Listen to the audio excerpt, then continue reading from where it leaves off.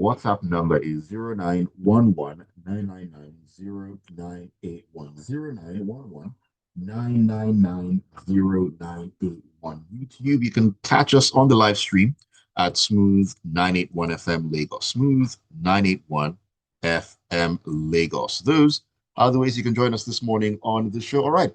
I have in the studio with me at this time to take a look at the stories. Mr. C in the building. Mr. C, good morning to you. Good morning, Ayo. Good morning, Lagos. And good morning to AB. Yes, indeed. Good morning to AB, who is joining us right about now in a couple of seconds. I know that he's going to appear right here on the live stream as well. And yes, AB, good to see you. Very, very good morning. I was beginning to think that the spirits of the network were trying to not allow you join us. I was trying to join the flight to Rome, but sorry, I couldn't make it. I couldn't come back here. That is why you need to be at the airport 4 or 5 hours before flight time. It is my bad. Welcome, AB. Great to have you on the show as well. Alrighty, Mr. C, let's start this journey this morning. Let's step into that particular story that AB alluded to, talking about Rome.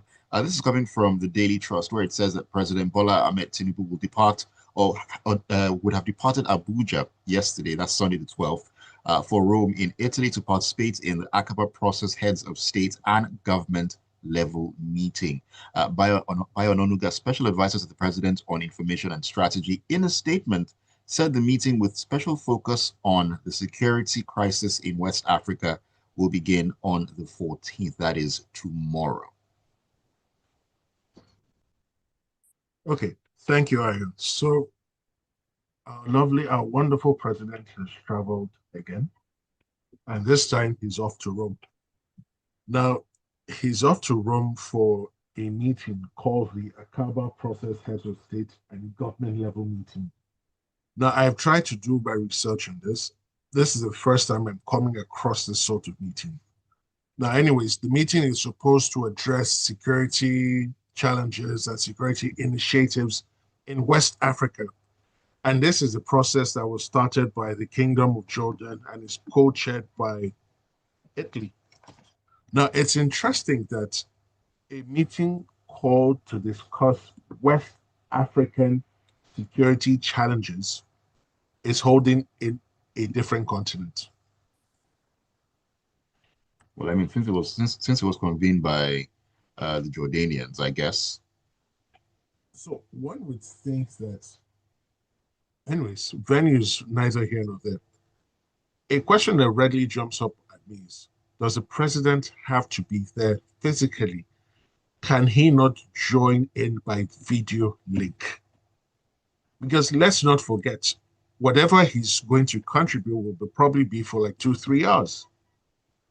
Now he's gone ahead with the Minister for Defense, I think the Deputy Minister for Foreign Affairs, he's gone with the NSA, he's gone with some other senior government officials.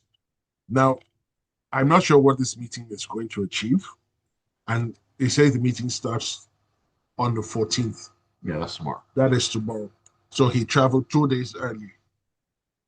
He traveled 2 days before the meeting. He needs to get in, settled down. Rome is 6 hours, top 6.5 hours from Lagos, from Abuja. And he's not even flying commercial. He's flying with the presidential jet. Now, there's no mention of when this meeting ends. Now, we all know, we all have a fair understanding of what our security challenges are. We don't need foreigners coming to tell us. 2, he doesn't need to travel to Italy to discuss initiatives. He has his neighbors around him. He can quickly call them up on video link, on video calls, and discuss, or quickly dispatch his ministers to their countries. So this for me is just another foreign junket. I stand to be corrected. I'm not sure what will come out of this meeting. 2, I'm not even sure how many West African nations will pull up to this meeting. Because we must remember what countries are in West Africa. We're talking Ghana, the major countries. We're talking Ghana, we're talking Cote d'Ivoire, we're talking Senegal, we're talking the Ivory Coast, we're talking the Gambia, we're talking Benin Republic, we're talking Togo. How many of these countries will show up? Now, Has the president, addressed the issues as they pertain to Nigeria? One, the economic climate that is forcing or pushing people into crime and forcing people to accept or compelling or coercing innocent Nigerians to accept the offer of non-state terrorist actors.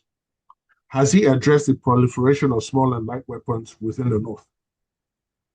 Has he addressed substantially the connivance of rogue elements within the security services? Has he addressed the seeming lack of coordination between the security services as it pertains to the so-called fight against non-state terrorist actors? Beyond trying to reform and rehabilitate, in quote, repentant former Boko Haram members, how is he seriously tackling these issues? So what is he going to say at this meeting that we've not discussed multiple times on Freshly Pressed over the years? What new insight is he going to bring?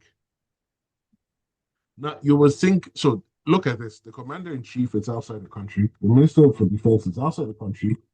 The NSA is outside the country. If there's a major security crisis, they'll resort to video links, calls. Who are the people on the ground? The CDS, the vice president. The vice president, who power was it handed over to? The Minister of State for Defense. And then you have the service chief, whose continued stay in office has been questioned in some quarters, given the fact they appear not to be hitting their KPIs. So, in conclusion, he's off for another meeting. Supporters of the administration will say he's there to link up and discuss further efforts with his fellow African leaders. We wait and see, because the proof is in the eating. So we wait. All right, Abi, you have a thought? I don't think it's a case of supporters or opposition to supporters of common sense will let you know that this is an absolutely unnecessary junket. It is giving what's the word? Disdain child. Every time when you must go to somebody else's house to have a party, can the party never be held in your own house? Almost 1 million square kilometers of land in Nigeria. We cannot have one meeting here. Every time we seem to be going to somewhere else to meet. Are we so self-avoidant? How come the place where the wahala is coming is not the place to discuss it? It's like me discussing a project with you.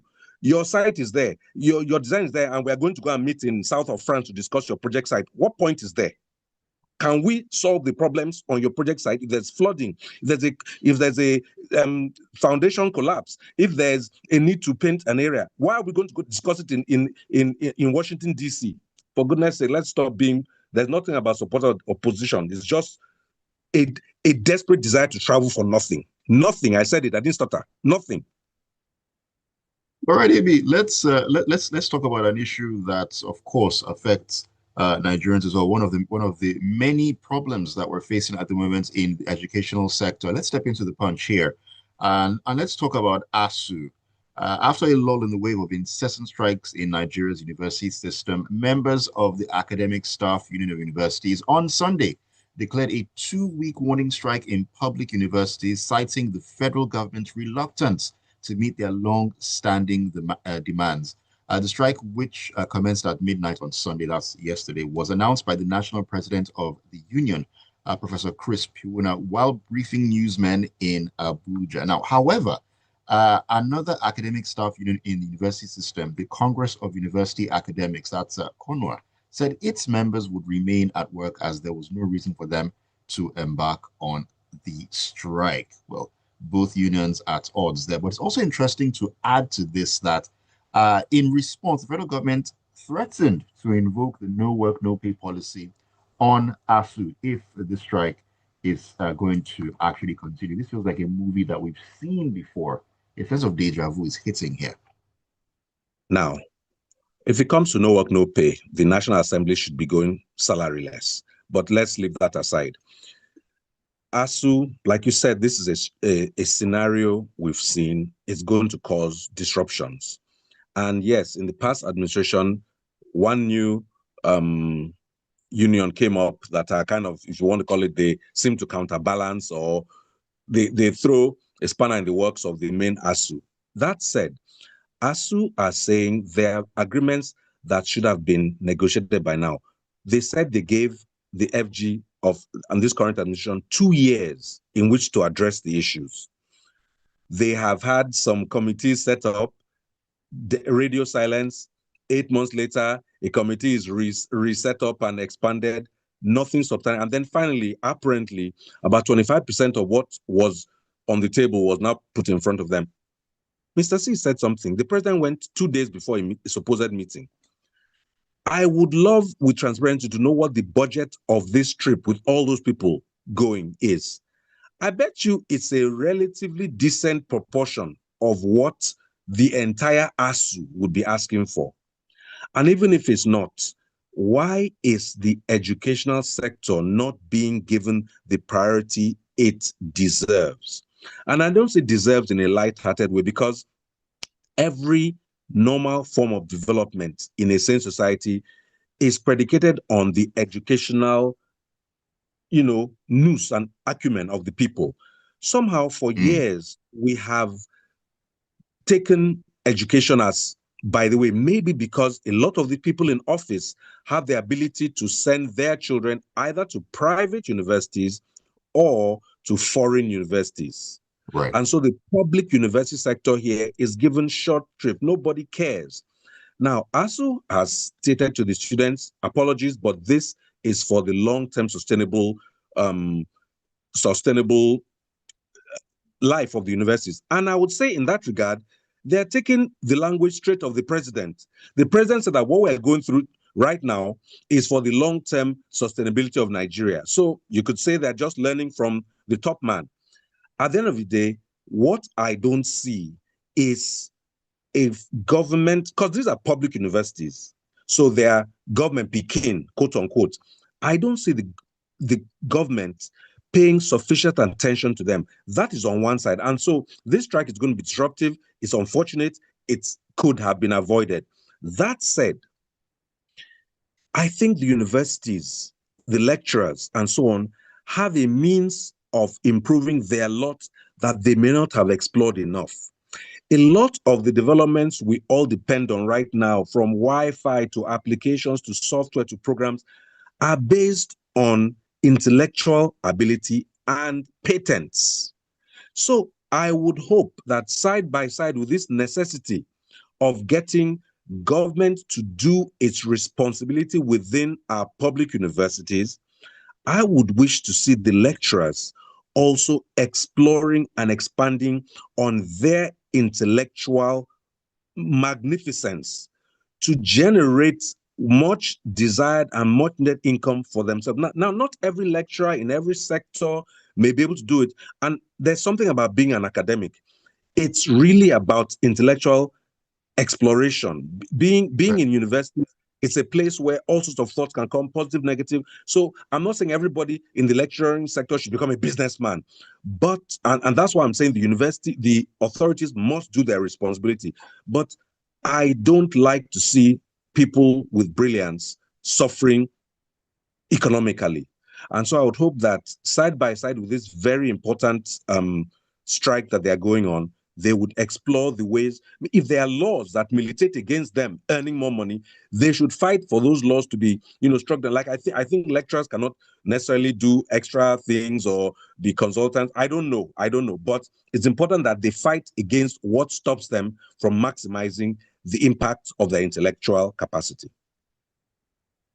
It's interesting when you look at how a number of things work, where the non-academic pursuits are rewarded greatly with all sorts of things, and then you find those who are supposed to be the sector that grooms the next generation of thinkers and the doers as well, have to live the way they actually do. It's unfortunate that we're here. It's more unfortunate that we're still having these conversations all these years after. And like I said, it seems to be another episode in the recurring series, rinse and repeat, rinse and repeat. At the end of the day, everybody suffers. And that's just the truth of the matter. Let me take a message or two, Mr. C. Before I come back, to you. This is Teddy Inisola who says, good morning all, good morning to you.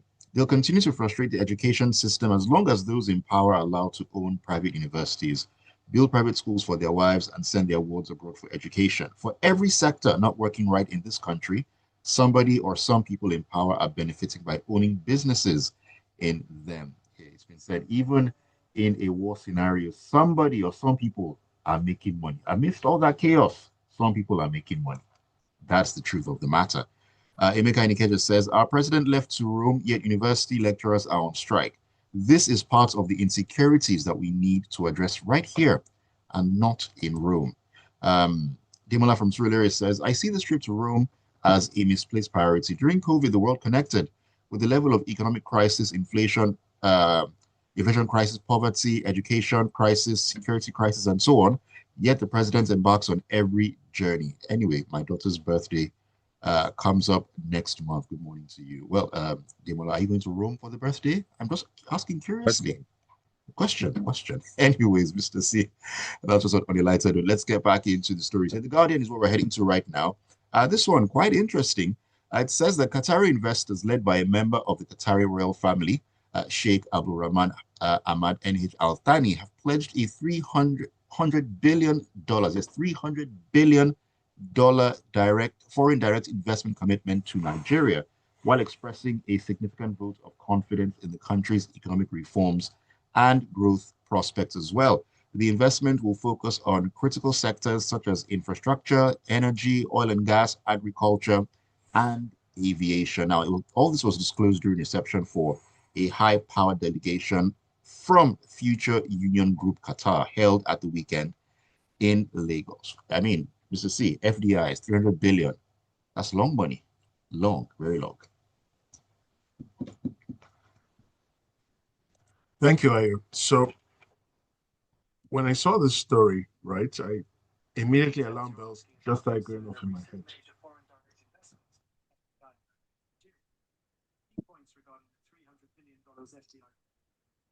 Sorry. When I heard this story, when I saw the headline, alarm bells just started going off in my head. Now, $300 billion is not a small sum in any portion of the globe today. This is a huge, significant amount. Now, I quickly had to do some research. I had to check how much has China invested in Africa, the continent, in the past 10 years. And the answers I got were somewhere in the region of 30 to 50 billion dollars. That's within a decade. That's a decade for 54 countries. Okay.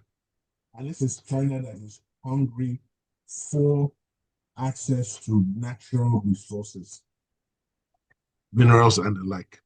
I then had to check how much has Qatar invested in Africa within the past 10 years. I got a figure under $10 billion. Now, let's take the meeting. We were told that a delegation from a group known as the Future Union Group came to Lagos, had discussions, and they've pledged to donate or to invest $300 billion. Now, first of all, in case people have forgotten, a pledge is a promise. It's not a certainty. So it's like you have your church bazaar, you have your book launch ceremony, and people make all sorts of pledges. Not every pledge will be actualized. Some pledges remain in the realm of audio promises. They never materialize into certainty. Now, we must remember in 2023 and 2024, we were regaled with stories of previous pledges made by foreign investors. We are still waiting for the actualization of those promises. Now we're told this group has come in with is promising to bring in 300 billion. Now, it's also very instructive to note nobody from the Qatari delegation spoke as to this amount. This narrative comes from the Nigerian end. Two, there's no report of this pledge in any foreign news source, any foreign media outlet, either from the Qatari side or foreign owned. Because think about it, a $300 billion investment pledge will make the headlines anywhere on the face of this planet. What we got were statements from the Nigerian end. Now, I want to read verbatim something that was said by the Nigerian rep who spoke so that listeners can understand where I'm coming from. They are not just investing, they want to build long term partnerships. They told us Nigeria is now the investment bride of Africa.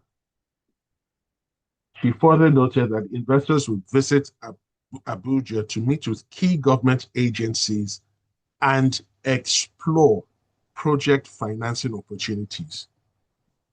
How do you make a pledge when you've not carried out the exploration? What then informed the size of your pledge? What if your pledge is now insufficient to meet the opportunities on the ground? So we're not told a timeline for when this investment will start, if at all it starts. We're not unfamiliar with the reasons why we haven't recorded a lot of success with foreign direct investment. One, fears uncertain regulatory landscape. Two, investors like to be sure about the political certainty. They don't want to start discussions with one administration, another administration comes in and does a complete 360 on that point, or a complete 180 on that point. Coupled with the fact that it has to be extremely easy for them to repatriate their money when it's time. Now, to be fair to this administration, they've sorted out largely, or to a very great extent, the issue of repatriation. However, the regulatory landscape is still a bit uncertain. You have the infrastructural issues that we haven't quite mastered. You then still have the security issues, which compelled our president to travel to Rome. So when all of these are in the mix, the question then arises, who are these guys that are promising 300 billion? Now, I invite people to go to the website. It's thefutureuniongroup.com and reach your own conclusions. I've been to the website. I do not believe they can do this. And there's no record of this group ever doing anything similar in the past. It seems they just appeared with this visit. And it's giving vibes of the same thing Edo State tried to pull a few weeks back with their so-called Glasgow Investment Summit and the so-called circus they announced a $250 million deal with. It's just giving the same vibe. It's like they're reading from the same playbook, same template. You cannot continue to fool Nigerians with lies and propaganda. Nobody is being taken for a ride. This is an insult to the collective intelligence of Nigerians. $300 billion, not even, if you said Naira, I wouldn't even bother because that's about $200 million. $300 billion. How? Where? I can answer where. Maybe it's in that same country, that same town in Japan that they said has now been ceded to Nigerians as a homestead. Back to the next story, Joe. That story was quickly denied a few hours later. We have all these stories that come and go, like weather patterns. All right, AB, let us step into the premium times here and talk about this. This particular story is a very, very important one in light of some recent events where the Nigerian Association of Resident Doctors, NERD, and the Nursing and Midwifery Council of Nigeria, NMCN, have reiterated calls for hospitals to treat gunshot victims immediately without requesting police reports. Now, both organizations issued the reminder during interviews with the News Agency of Nigeria on Sunday in Abuja, following recurring reports of hospitals neglecting gunshot victims in emergencies. You know, we lost a colleague of ours a couple of years ago. He was shot by robbers, and that rigmarole of going from point A to point B, I don't know the details, but we lost him. It could be anybody. And a person who happens to have a gunshot wound may not be a criminal. It could be anybody. They could be a victim. Doctors by training are taught to save life, as are all medical professionals. So it's a very unique situation we have in this country where, because, and I'll tell you why they have become so skittish about this. It has been said before that when they have done their duty, they have now fallen into trouble with the police and other authorities. Now, that does not excuse them from doing their duty, but you must take a step back from them alone and understand that the context in which they operate has made it hostile for them to do their duty. When a person comes to a hospital with a gunshot or even anything else, I think the first duty is to save life, preserve life, before you now do the paperwork. And that's what the authorities are saying, that preserve life first, then take care of the paperwork. But this warning should also go to the police and other authorities not to now make those who have tried to save lives be the problem. My mom, many years ago, saw a person at a roadside or so who had been hurt, and she put him into a family car and took him to a hospital. And there they were trying to talk. She dropped him there and drove away. I believe that they picked him up and took care of him. The point was that my mom was a very assertive person and she wasn't going to take rubbish from anybody. And she made sure that the person was taken to help. But if she wasn't that kind of person, or she didn't have the presence of mind to do it, she might have been in trouble. It is those who go after the fact, and I speak specifically to the police, those ones in authority, who will not use common sense to say the first thing that was done was the correct thing to save life. Now let us go through the paperwork. They're the ones who have made this a hostile environment for the medical professionals.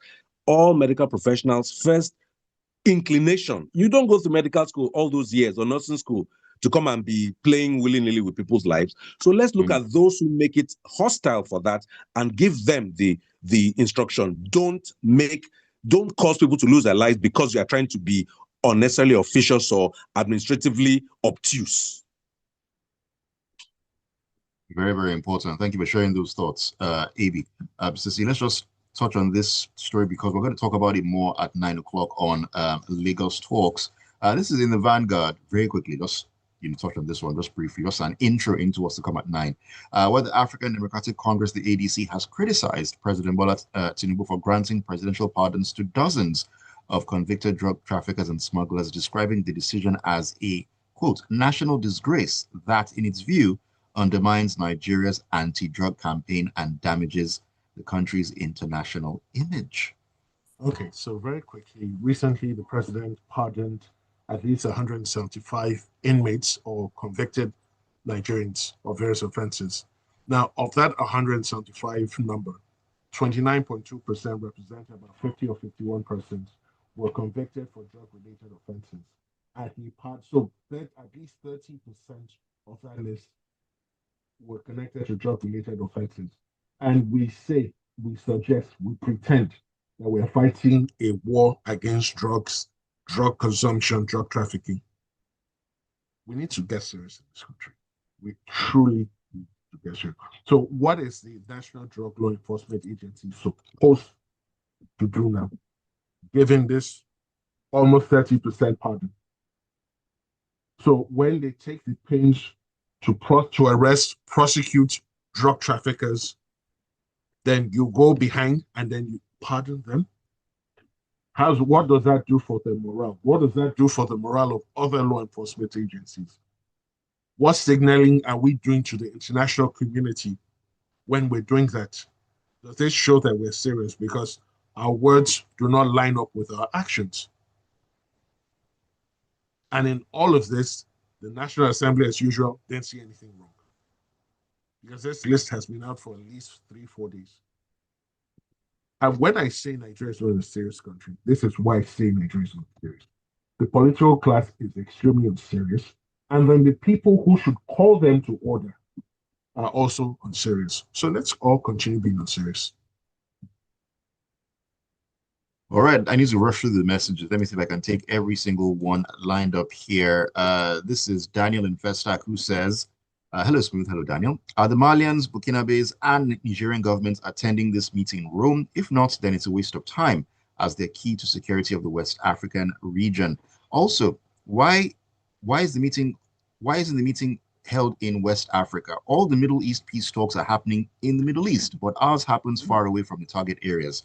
Make it make sense. Finally, what concrete actions have been taken by the Nigerian government to improve the security of our nation? Do we need Italy or Jordan to prosecute Nigerians who have been identified by the UAE I am not very optimistic about this particular trip. Interesting thoughts there.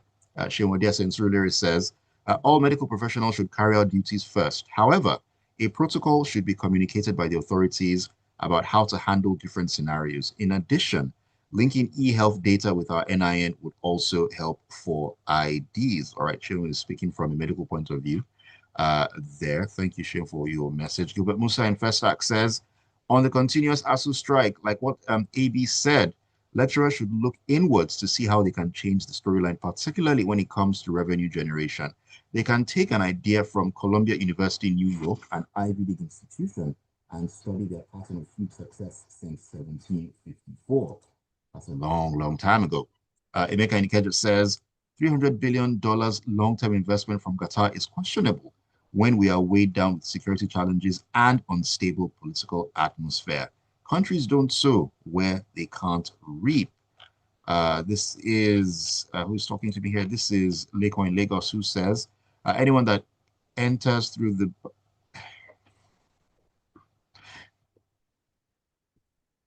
president is on a trip to Rome while ASU is on strike, while innocent children will be at home. The children of the elite are in foreign schools or private schools here. Look at the budget for education, unlike the budget for their wasteful, unnecessary, and unfruitful travelings, borrowing money to loot. In all, how many investors have showed up? Well, Qatar on the line for 300 billion. Look, you need to get with the program. They're taxing the daylight of you while they say, tighten your belts. Government builds on lies. Eye service propaganda can never prosper.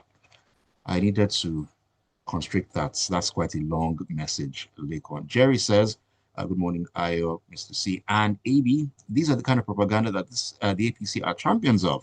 Have you forgotten when the president returned to Nigeria from Qatar? The people who invested billions on the coastal line, what did they get in return? Who will, in their real senses, still want to come with their hard-earned monies to throw it away just like that? I beg, let us hear something else. Thank you. Thank you for your message, Jerry. Fabian Inekwe says, good morning, everyone. ASU should start to think outside the box on ways to address this issue and how to get other stakeholder support. This government isn't truly interested in education, health, and so on, for reasons we already know. They have alternatives, and we, the citizens, cannot do anything about it. If it's about cheap popularity, pardoning condemned criminals, rehabilitating Boko Haram terrorists, and so on. Joseph Meunier in Silver State in Ejigbo says, it's just irritating and disgusting how this administration goes about with propaganda and shenanigans. Do you know Nigeria is on autopilot? The president keeps traveling without handing over to the vice. Yet in all these trips, absolutely no gains, but taking loans when we're told the economy is doing very well. This is Ewa Niniru, who says the only sector that politicians in positions of authority have always made a priority to work in Nigeria since inception is the electoral sector, and we all know why it is so. Is that even working optimally? Anyway, that's a very big question. Tayo Neja says, please don't miss your flight, otherwise fights may happen. President granted clemency and departs for Rome for security matters. I hope His Excellency won't extend his stay for other reasons. Mr. C, these guys don't play with their ESTA code. ASU is on strike, but His Excellency is in Rome. The work of the Education Minister isn't easy. $300 billion investment. Please, to our unknown investor, don't say you didn't do due diligence and create an exit strategy. This is Tonye in Lagos Metropolis, who says, good morning to you, Tonye. The Minister of Defense is also traveling to Rome. Wasn't he the one who said we should all learn karate to defend ourselves?